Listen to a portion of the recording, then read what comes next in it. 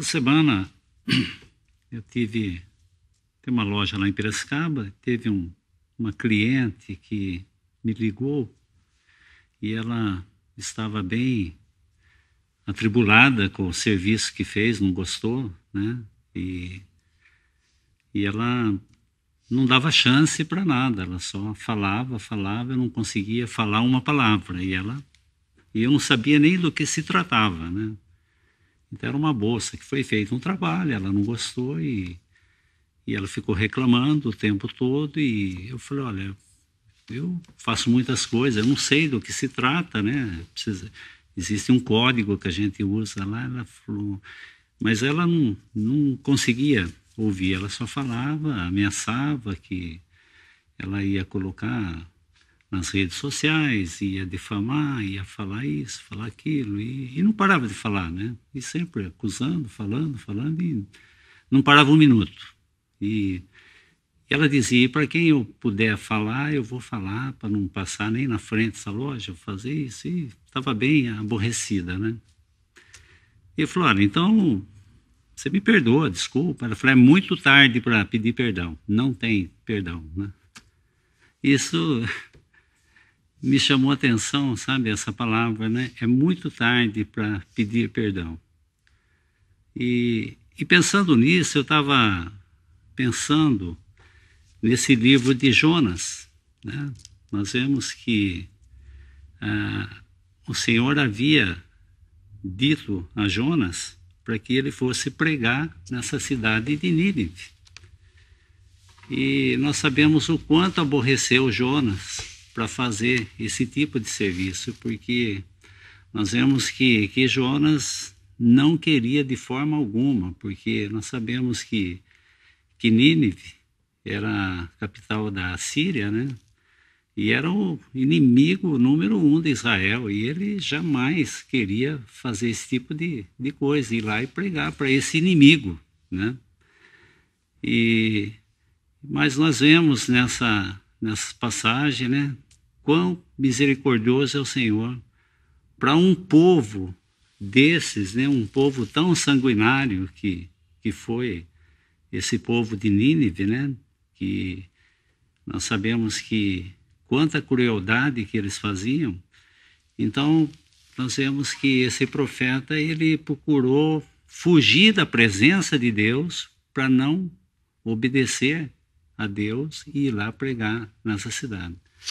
Podemos abrir Jonas para ler um trecho. Jonas capítulo 1. E veio a palavra do Senhor a Jonas, filho de Amitai, dizendo, levanta-te e vai à grande cidade de Nínive e clama contra ela, porque a sua malícia subiu até mim. E Jonas se levantou para fugir de diante da face do Senhor para Tarsis. E descendo a Jope, achou um navio para Tarsis.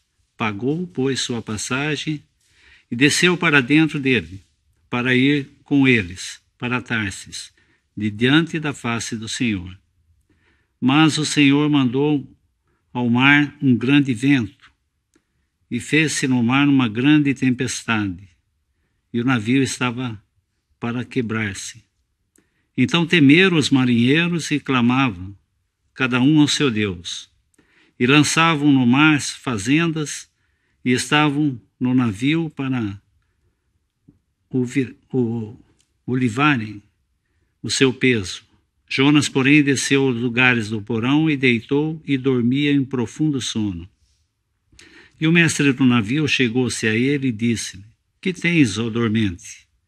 Levanta-te, invoca o teu Deus, talvez assim Deus se lembre de nós, para que não pereçamos.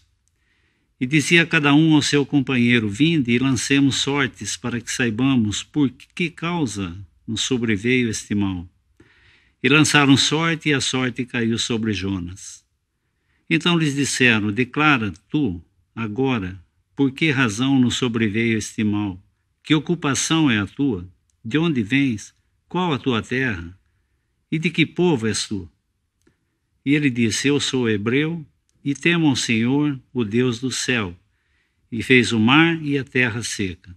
Então esses homens se encheram de grande temor e lhe disseram: Por que fizeste tu isto? Pois sabiam os homens que fugia diante do Senhor, porque ele o tinha declarado. E disseram-lhe: Que faremos nós para que o mar se acalme? Porque o mar se elevava e engrossava cada vez mais. E ele lhe disse: Levantai-me e lançai ao mar, e o mar se aquietará. Porque eu sei que por minha causa vos sobreveio esta grande tempestade.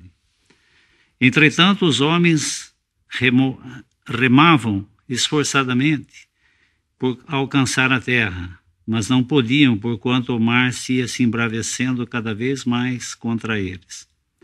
Então clamaram ao Senhor e disseram: Ah, Senhor, nós te rogamos, não pereçamos por causa da vida deste homem, e não imponha sobre nós o sangue inocente, porque tu, Senhor, fizeste como te aprouve. E levantaram Jonas e o lançaram ao mar, e cessou o mar na sua fúria.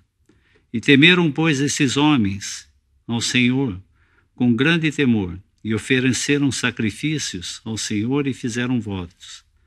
E preparou, pois, o Senhor um grande peixe para que tragasse a Jonas, e esteve 3 dias e 3 noites nas entranhas do peixe. Nós vemos essa história e muitas vezes a gente vê que essa história é contada até para crianças, né?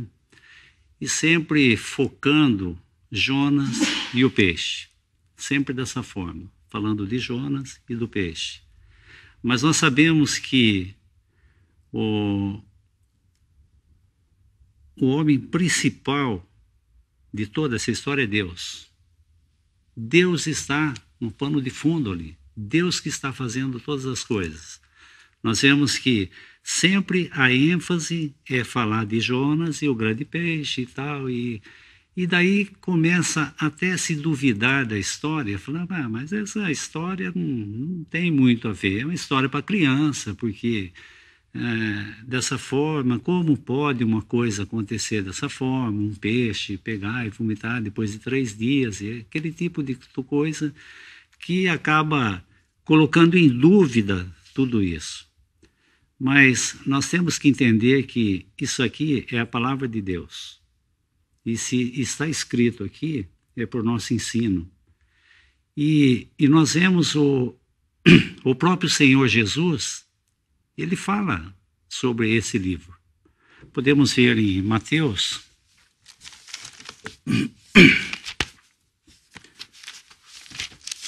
Mateus capítulo 12,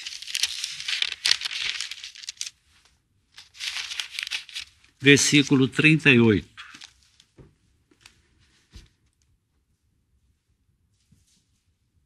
Então, alguns dos escribas e dos fariseus tomaram a palavra dizendo: Mestre, quiséramos ver da tua parte algum sinal.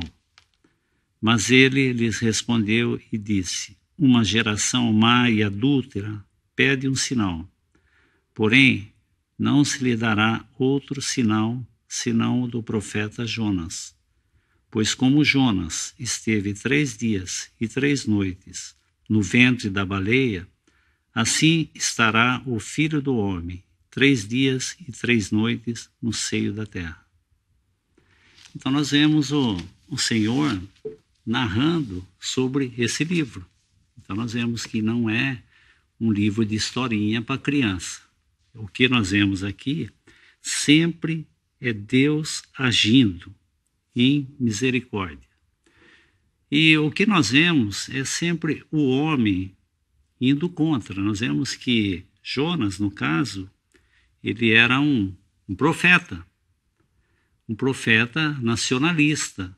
Ele não suportava essa ideia de ir pregar a um povo gentil, um povo contra seus princípios. Ele não queria, ele queria fugir. Então, eu vi que um irmão, ele fala, ele queria fugir para o mais longe possível de Deus.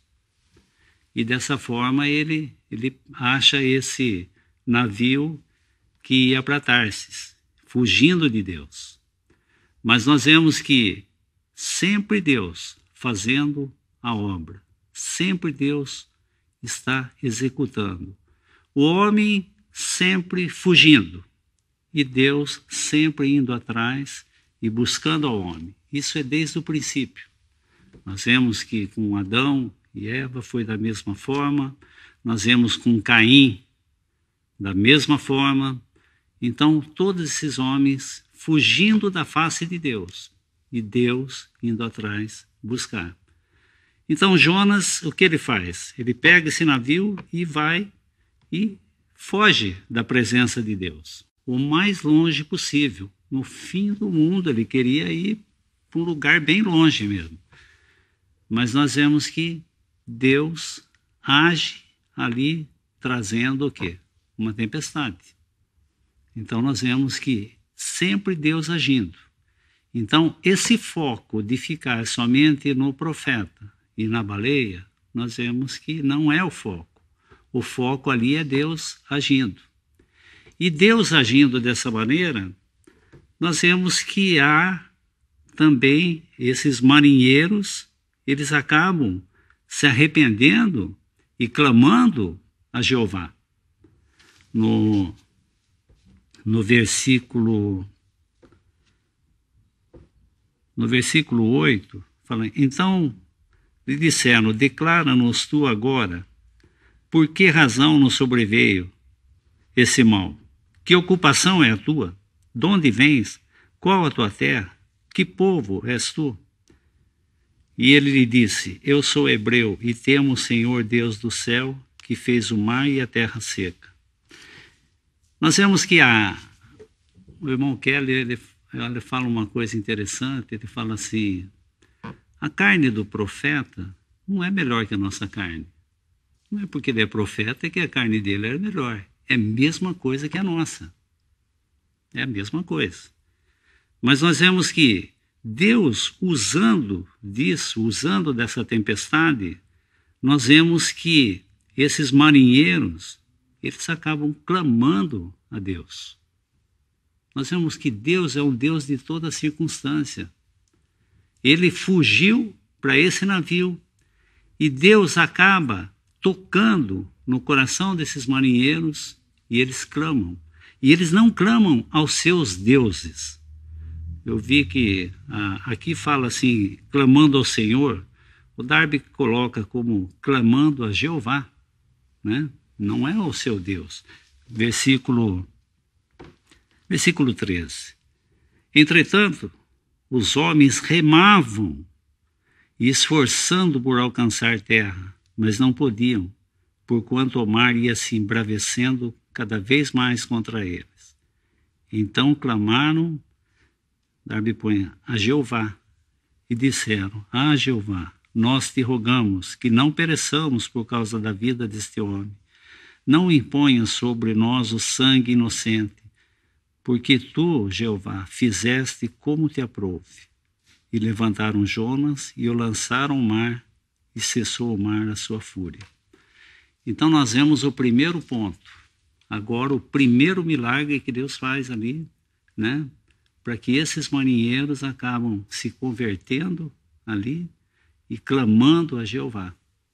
Então nós vemos que, eu estava pensando, né? Quando essa menina falou para mim, falou, é tarde. Nunca é tarde. Enquanto há fôlego de vida, há esperança no homem. Enquanto o homem tiver um fôlego de vida, há esperança para ele. Muitas vezes nós vemos quantas pessoas que chegam no finalzinho de vida ali num leito, num hospital, e acaba aceitando, né, a Cristo como Salvador. Fala, puxa vida, mas viveu tanto tempo, nunca se importou com nada, nunca foi para uma reunião, nunca fez nada. É a misericórdia do Senhor. Nós vemos que aquele ladrão na cruz, ele nunca fez nada de bom. Mas no último minuto ele se arrependeu. E os que estavam ali olhando, nenhum se arrependeu. Mas ele se arrependeu. E ele foi salvo, né? Esses dias eu estava conversando com o irmão que o seu pai está no hospital, tem 94 anos. E oportunidade, eu vejo quão misericordioso o Senhor é, né? Que abriu uma porta dele poder. A vida toda nunca ele teve uma chance de falar para o seu pai. E agora o Senhor está dando uma chance de poder falar, né? Da salvação a ele. Então nós vemos o Senhor aqui dando essa chance a esses marinheiros, né? Usou de uma circunstância, usou de uma tempestade, e eles se arrependeram e eles foram salvos. Então, um milagre de Deus. Então nós vemos que essa história tem que ser focada aqui, em Deus. Assim como nós vemos, por exemplo, na parábola do filho pródigo, sempre o foco fica no filho pródigo. Ah, o filho pródigo que fez isso, fez aquilo. Mas quem realmente fez todas as coisas foi o pai, né? Nós vemos que o pai que vestiu o filho, pôs calçado no pé, o pai que colocou anel no dedo, símbolo da autoridade, o pai que colocou uma roupa, o pai que preparou toda a ceia, foi o pai que fez tudo. O filho só esbanjou. E assim Jonas, o que Jonas estava contribuindo para a obra de Deus? Ele estava fazendo algo contrário. Ele estava fazendo tudo contra. Mas Deus, na sua paciência, ele vai usando de circunstância por esse caminho e pessoas vão sendo salvas. Assim como esses marinheiros foram alcançados e foram beneficiados. Agora, um segundo milagre, né? Esse grande peixe engolir a Jonas, né? E Jonas, ele tem que clamar de dentro do grande peixe. Nós vemos que 3 dias e 3 noites ali, uma figura do Senhor Jesus. Então nós vemos isso narrado como nós vimos em Mateus. Então não é uma simples historinha para criança, como muitos acabam pensando dessa forma. Mas nós vemos que é a palavra de Deus. Nós vemos que aqui agora, Deus fazendo esse segundo milagre com esse peixe, e Jonas agora, depois vomitado desse peixe, para ir lá para pregar para essa nação. Nós pensamos, mas puxa vida, mas como, né? Que Deus, com paciência, e pregar para uma nação dessa. Eu estava vendo sobre essa história de Nínive, é terrível a história deles. Eles, o símbolo deles era uma cidade sanguinária. Eles pegavam seus inimigos, quando derrotavam, eles pisavam na cabeça, puxava a língua, arrancava a língua, furava o olho. Então eles eram sanguinários. Os reis pegavam as cabeças desses maiores, faziam colar para desfilar com isso, né? Então era uma cidade que tinha uma atrocidade enorme, mas Deus estava ali. Será que nós éramos melhores? Muitas vezes a gente pensa, poxa, né? Nós temos um referencial e nós procuramos às vezes ver pessoas piores que nós. Então aí eu fico em vantagem, né? Então nós vemos que Deus estava usando Jonas ali para trazer a salvação a essa cidade. E ele não queria. Ele fugiu de Deus a todo tempo. E Deus, na sua misericórdia, foi trazendo até o ponto dele chegar lá e pregar o evangelho. Pregar e essas pessoas converterem. Nós vemos que esses homens dessa cidade, eles realmente, tanto o rei, ele se despiu das suas vestes reais, se vestiu com saco, apregoou um jejum entre eles, vestiu os animais com pano de saco, se humilharam e Deus deixou de executar esse juízo. Mas não foi graças a Jonas. Nós vemos que Jonas, ele ficou muito descontente com isso. Jonas, ele queria que Deus destruísse esse povo. E nós também, muitas vezes, nós somos seletivos em pregar o Evangelho. Nós sempre procuramos pessoas que mais nos atraem. Nós jamais queremos falar do Evangelho a uma pessoa que a gente não gosta. Essa pessoa nós queremos mais que essa pessoa pereça, né? Nós vemos que esse é o espírito que existe em cada um de nós. É o mesmo espírito que tinha Jonas. Lembrando em Evangelho de Lucas, uma passagem, Lucas capítulo 9, versículo 51. E aconteceu que, completando-se os dias para a Assunção, manifestou o firme propósito de ir a Jerusalém. E mandou mensageiros diante da sua face. E indo eles, entraram numa aldeia de samaritanos para lhe prepararem pousada. Mas não o receberam, porque seu aspecto era de como quem ia a Jerusalém. E os seus discípulos, Tiago e João, vendo isto, disseram: Senhor, queres que digamos que desça fogo do céu e consuma, como Elias também fez? E voltando-se, porém, repreendeu-os e disse: Vós não sabeis de que espírito sois, porque o Filho do Homem não veio para destruir as almas dos homens, mas para salvá-las. E foram para outra aldeia. Então esse é o espírito do homem. Sempre o homem quer estar com pedras na mão, ele quer agir dessa forma. Mas nós vemos como que Deus é longânimo. Muitas vezes nós nos esquecemos de onde nós estávamos. E quando nós estamos já numa posição mais confortável, nós também podemos ser como Jonas, podemos ser como esses discípulos, para que clame e caia fogo do céu e consuma. Esse é o espírito do homem. Então nós vemos que Deus, ele está aqui como esse pano de fundo, fazendo toda essa obra, fazendo todas essas coisas. E até o ponto de Jonas ir lá e pregar para esse povo. E nós vemos que eles realmente, converteram de seus caminhos, né? No capítulo 3, versículo 5. Os homens de Nínive creram em Deus, proclamaram um jejum, vestiram-se de saco, desde o maior até o menor, porque esta palavra chegou ao rei de Nínive.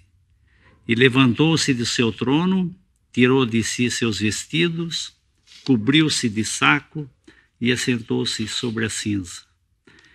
E fez uma proclamação que divulgou em Nínive, por mandado do rei e dos seus grandes, dizendo: nem homem, nem animais, nem bois, nem ovelhas provem coisa alguma, nem se lhe des pasto, nem bebam água, mas os homens e os animais estarão cobertos de sacos, e clamarão fortemente a Deus, e se converterão cada um do seu mau caminho e da violência que há nas suas mãos. Quem sabe se voltará a Deus e se arrependerá e se apartará do furor da sua ira, de sorte que não pereçamos. E Deus viu as obras deles, como converteram do seu mau caminho, e Deus se arrependeu do mal que tinha lhes dito que faria e não fez. E isso desagradou a Jonas, porque Jonas realmente queria que Deus exterminasse esse povo. Nós vemos que ele ficou muito descontente. Então, o que nós vemos agora? Nós vemos Deus também agindo com Jonas para que ele possa entender sobre tudo isso que Deus estava fazendo. Ele teve que agir com Jonas e mostrar realmente para Jonas, porque Jonas ficou descontente. Nós vemos no capítulo 4, fala assim: mas desgostou-se Jonas extremamente disso e ficou todo ressentido. E orou ao Senhor e disse: ah, Senhor, não foi isso que eu disse, estando ainda na minha terra? Por isso me preveni fugindo para Tarsis, pois sabia que és Deus piedoso, misericordioso, longânimo, de grande benignidade, e que te arrependes do mal. Peço-te, pois, Senhor, tira a minha vida, porque melhor me é morrer do que viver. Olha que coisa, né? Tira a minha vida. Deus salvando um povo, e ele queria a morte, ele queria morrer porque Deus tinha feito aquilo.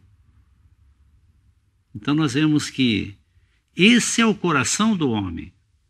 Essa aqui, nós vemos, é a figura dos judeus, né? Os judeus estão representados aqui nessa figura, porque os judeus não suportam os gentios, né? Porque eles tinham oráculos de Deus e para eles os gentios é como um cão, né? E Deus nos colocou nessa forma para esses ciúmes para incitar ciúmes a eles, né? Até o tempo que Deus vai voltar e tratar com esse povo também. Então, o que nós vemos em Lucas, uma vez mais, Lucas capítulo 15,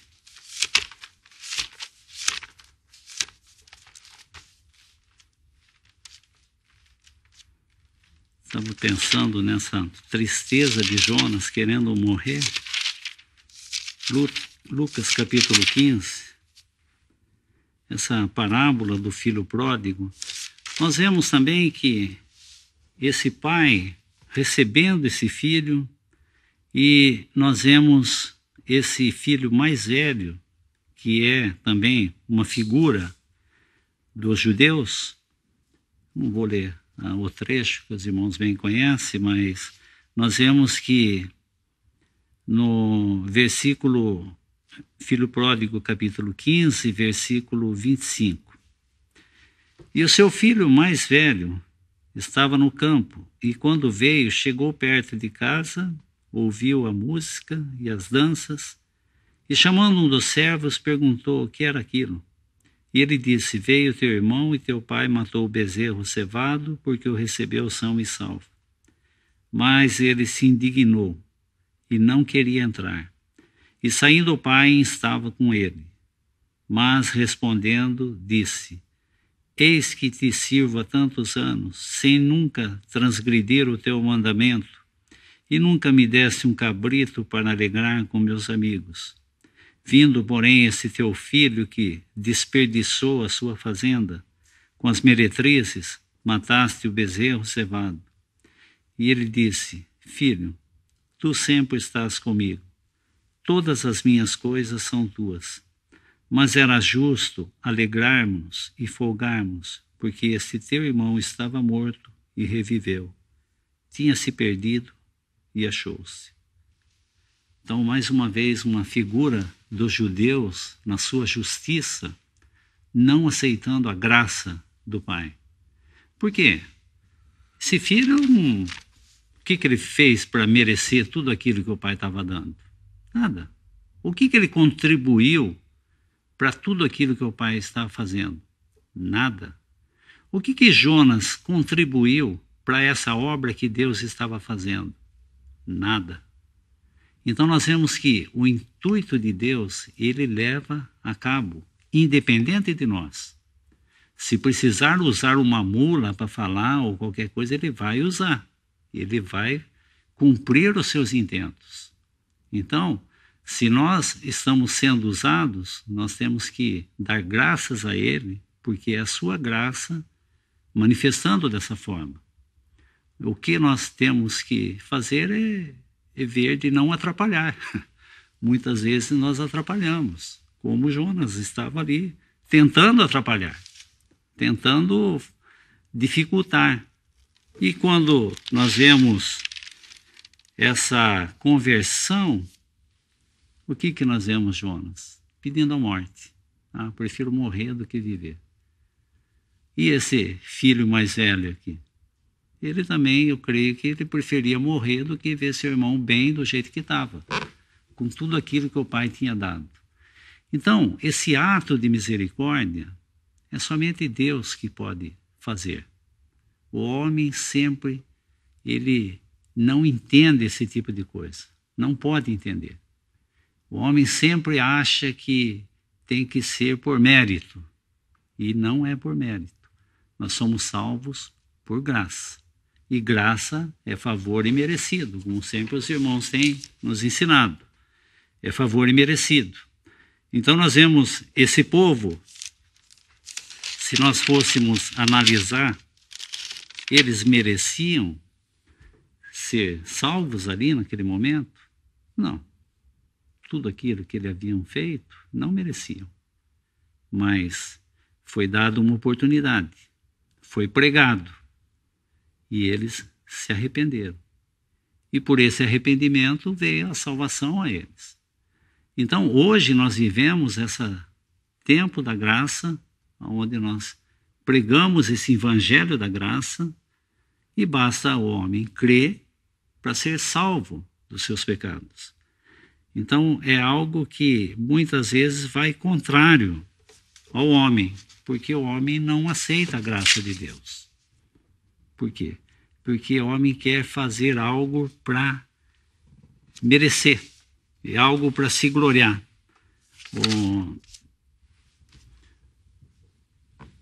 O irmão que fala assim, não há nada no homem, ele fala assim, não há nada do que o homem tenha mais medo do que ele não ser nada. Não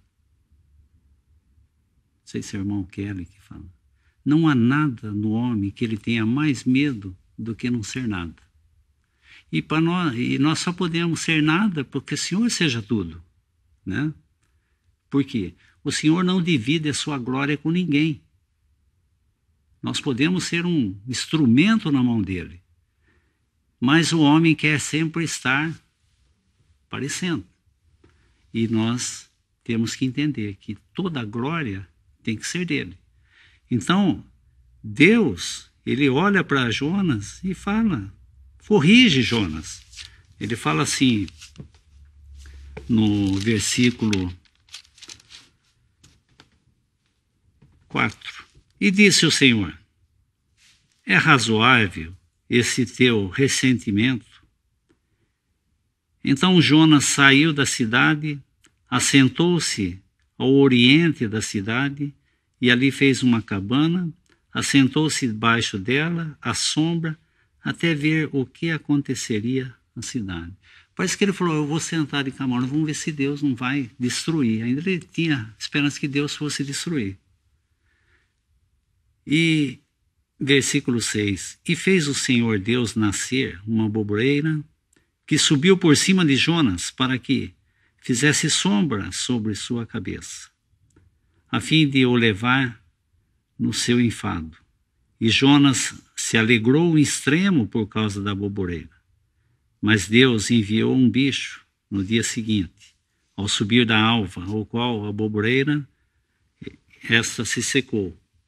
E aconteceu que, aparecendo o sol, Deus mandou um vento calmoso oriental, e o sol feriu a cabeça de Jonas, e ele desmaiou, e desejou com toda a sua alma morrer, dizendo, melhor é morrer do que viver.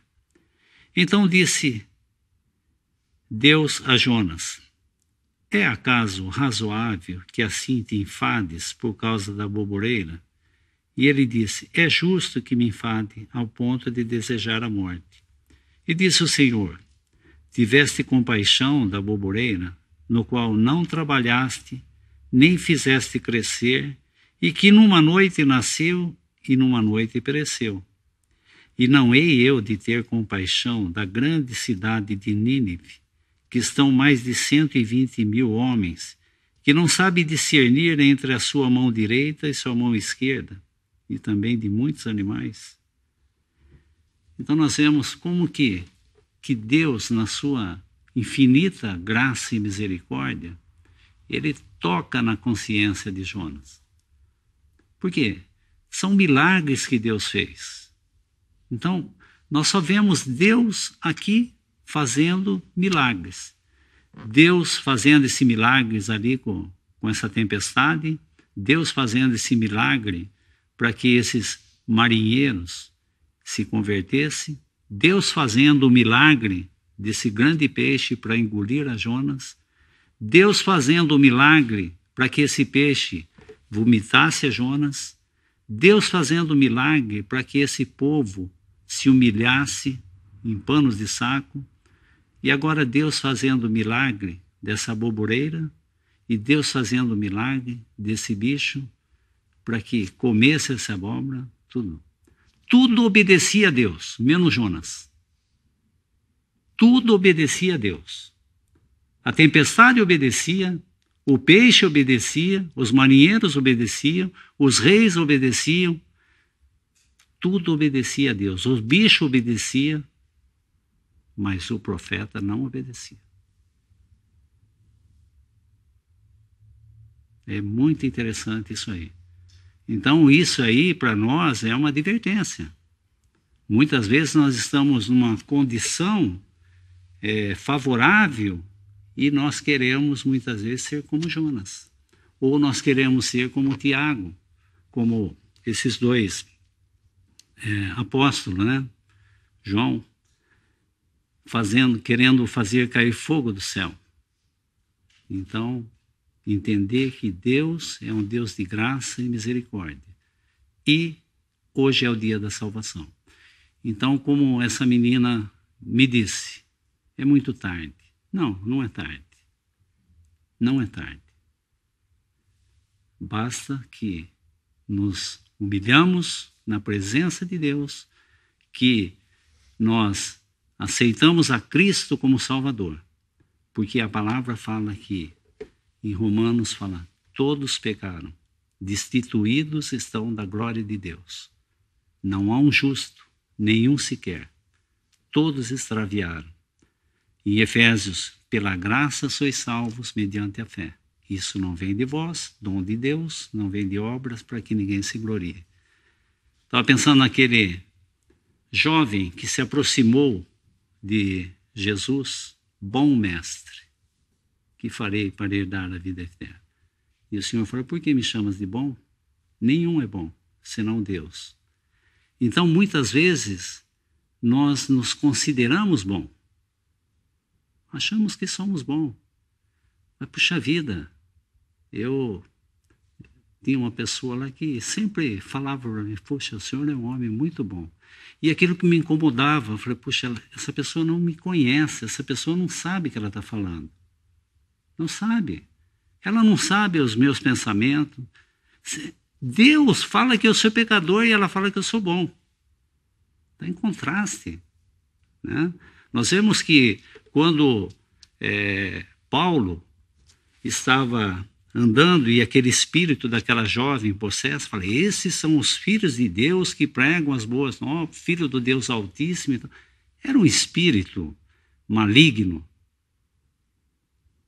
E depois que Paulo, revestido pelo Espírito Santo, tem o poder de expulsar esse demônio, o que acontece? Ele é expulso dali. Mas cadê essa mulher que falava que eles eram bons e que eles estavam pregando? Agora mudou. E assim é a tática do inimigo, de Satanás. Por isso que a palavra sempre fala, quando fala de Satanás, fala a serpente, né? Como essa forma astúcia que tem, né? E nós vemos que é gradativa, né?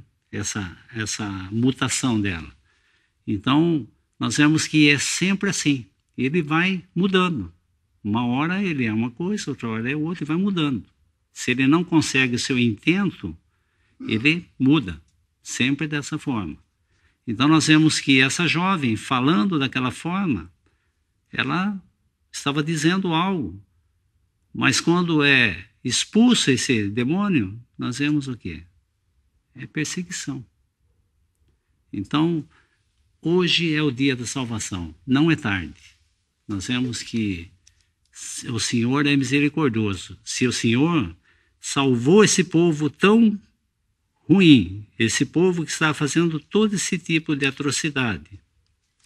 Estava lembrando de uma pregação do John Kemp, quando esse pregador, acho que era Moody, se eu não me engano, ele estava para ir para o púlpito para pregar, e alguém que conhecia ele foi lá e entregou uma carta na sua mão. E quando ele abriu essa carta e leu, essa pessoa falava tudo da vida dele. Falava que ele era um hipócrita, que ele fazia isso, fazia aquilo, que ele... tantas coisas e tal. Aí ele foi para o púlpito, subiu lá, abriu essa carta e falou, olha, quando eu vim aqui no púlpito, alguém me entregou essa carta, e esse alguém que entregou essa carta me conhecia, e tudo que ela falou é uma grande verdade. Tudo que ela disse nessa carta aqui é uma grande verdade. Agora, se Deus pôde salvar um homem tão ruim como eu, ele pode salvar qualquer um. Então, nós vemos que ele usou dessa forma. Então, se nós nos conhecermos, nós não vamos ficar decepcionados. Porque nós somos vaso de misericórdia. Nós não éramos diferentes desse povo, diferente de ninguém. Então, nós vemos que Deus teve maior paciência com esse profeta, porque ele não queria. Mas a graça de Deus, independente dele, fez o que fez e esse povo foi salvo. Então podemos agradecer ao Senhor por essa porta aberta até o dia de hoje, aguardando ao pecador. Lembrando uma vez mais, como essa moça disse, é muito tarde. Não, não é tarde. Enquanto há fôlego de vida, há esperança. Então, se alguém ainda não conhece ao Senhor Jesus, hoje é o dia da salvação. Temos a graça. Nosso Pai, queremos agradecer pela Tua palavra, agradecemos por Tua paciência, misericórdia, essa porta aberta até o dia de hoje. Damos graças por esse Salvador bendito, esse homem que estava na glória e desceu a esse mundo de trevas, aonde foi, se humilhou, morte e morte de cruz. Fez as demandas de Deus. Nós damos graças a Ti, Pai, por Tu teres entregado ao Teu dom mais precioso, o Teu Filho amado, para fazer esse único sacrifício. Damos graças pela Tua palavra, que mostra toda a Tua longanimidade para com o pecador, aguardando para que possa se arrepender, para que Tu possa salvar. Pedimos pela Tua palavra que possa estar tocando em corações que ainda não conhecem a Teu Filho e que possa haver salvação, porque Tu não se apraz na morte do ímpio, mas sim que ele se salve. Nós damos graças nesse nome bendito do Senhor Jesus Cristo. Amém.